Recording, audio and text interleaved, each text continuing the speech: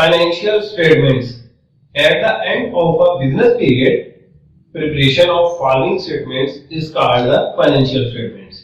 Income statement, profit and loss is prepared to know profit or loss. Balance sheet is prepared to know the financial position of the business.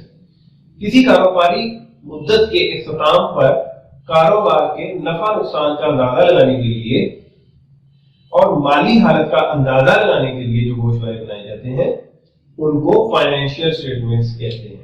ये आमतौर पर मद्देनजर होते हैं नफा नुकसान का खाता कारोबार के नफा नुकसान मालूम करने के लिए बनाया जाता है। बैलेंस शीट कारोबार की माली हालत जानने के लिए बनाई जाती है।